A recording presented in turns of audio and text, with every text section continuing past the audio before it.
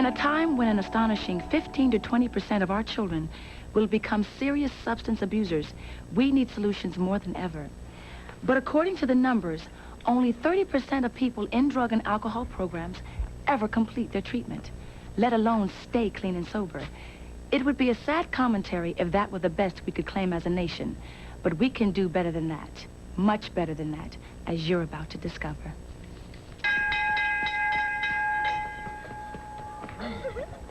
When I drank with my dad, it felt real neat, you know. When I first ever used, my stepdad gave me a shot when I was in 2nd grade. I tried to commit suicide in front of the train once when I was using. I was pretty smashed. A 4,000-acre cattle ranch in northwest Montana is home to the Wilderness Treatment Center, combining the best of 12-step recovery programs like Alcoholics Anonymous with the best of outdoor learning experiences like Outward Bound. The center gives chemically dependent boys a 60-day drug-free rite of passage. Straight up, straight down, turning it and hitting it with the side. The young men come from cities and towns all across the country and pay $195 a day. But most hospital programs average twice the cost and can't claim anywhere near their extraordinary 63% average recovery rate. All right. For the first month, they work on the ranch, learning about themselves and their addictions.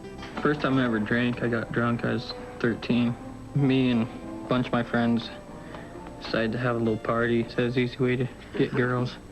So that's pretty much the reason why we did it. Then I moved out with my dad, and I worked with him. And he thought that since I worked like a man, I should be treated like a man. So he started letting me drink with him. And that's when I started drinking a lot. The first time I ever used, I was 9 years old. I snuck a joint from some family members and lit up. I'm on probation for burglaries, thefts.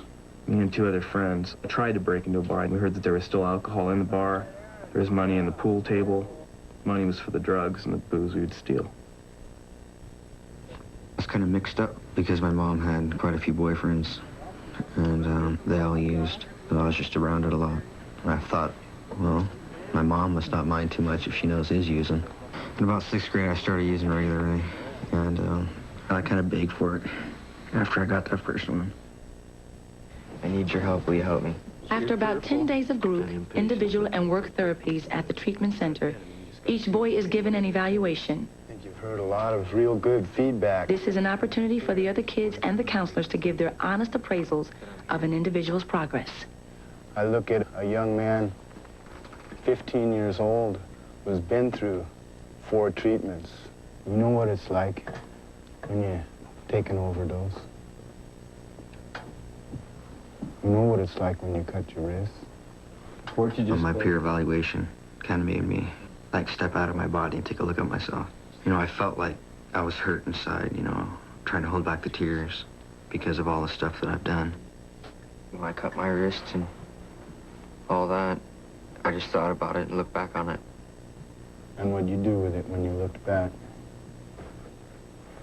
Ashamed of it. You willing to close with a group hug? The best part of being here is being with the peers, and they care a lot, and that really helps. So if I don't tell anybody my feelings, I'm gonna end up using again. Yeah, I should go bring my first tip. Letting go of resentments. Let it go, Dan! Letting go. In a leap of faith called a trust fall, the boys learn that they can depend on one another. It's a tremendously comforting lesson for addicts who disappointed others and who felt betrayed themselves. I felt like when I fell, it was a long time because I thought maybe they missed or something. I was like, uh-oh. It's like trusting everybody, which I could never do before. I trusted the group around me. Feel like that little kid inside you is gonna be all right? Yeah. Nature becomes their therapist as the boys undertake a 16-day trek through the Montana wilderness. First, they must confront the physical challenges of the woods, the emotional challenges of the group, and the personal challenges of sobriety. Finally, they face the most terrifying confrontation of all, with themselves.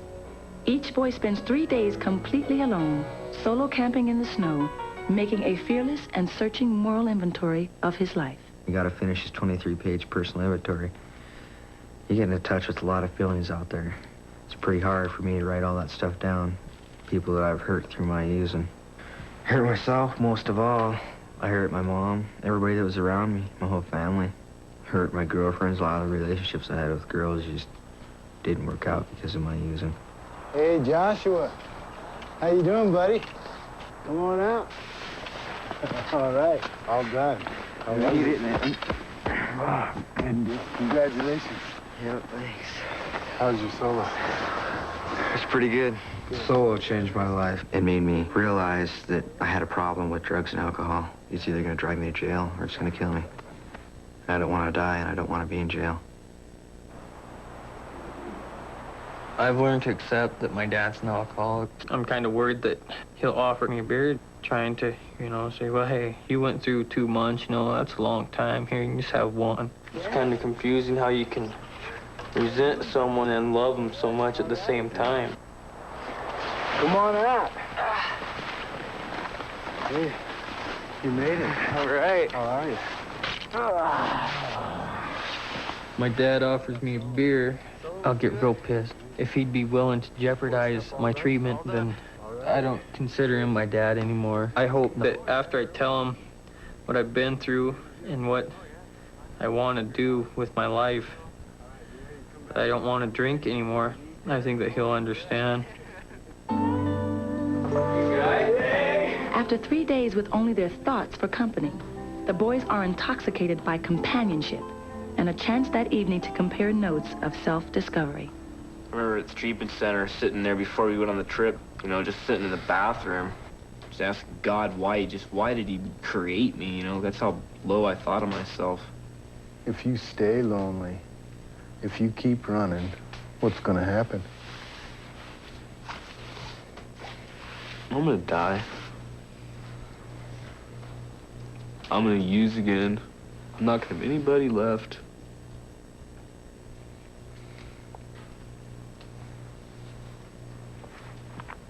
To even try to be accepted by. What are you going to do, Aaron?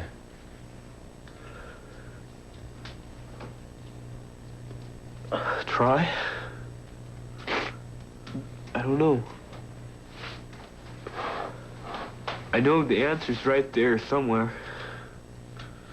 Right here. Right here? Where do you see it right here? In each and every one of these guys? Think these guys can help you? Yeah. If I'd ask for it, and if I'd accept it. You can ask me for anything, and if I can, I'll help you. Thanks, Dad. You ready to move on, Aaron? Yeah. Amazing grace, how sweet the sound that saved a wretch. Rising to one more challenge, the boys attempt a climb to the peak of a mountain. Struggling through 60-mile-an-hour winds and freezing temperatures, the young men persist with a new faith in themselves and in a clean and sober future. These 60 days have really changed my life. Now I know what there is out there for me. Who wants to live for drugs? That's like putting your entire life to the side so you can get high. The main reason I want to stay sober is because I'd like to make something of myself. I got this unexplainable desire to finish school. It's already affected me by making me see what I really want. I want sobriety. I never thought I wanted that before. But I wouldn't really had a future if I wouldn't have came here. Probably the thing that makes me feel like I'm gonna make is all the people that are backing me, my teachers and my football coach, my parents, they're all backing me. Now I know that if I put my mind to something, I can do it.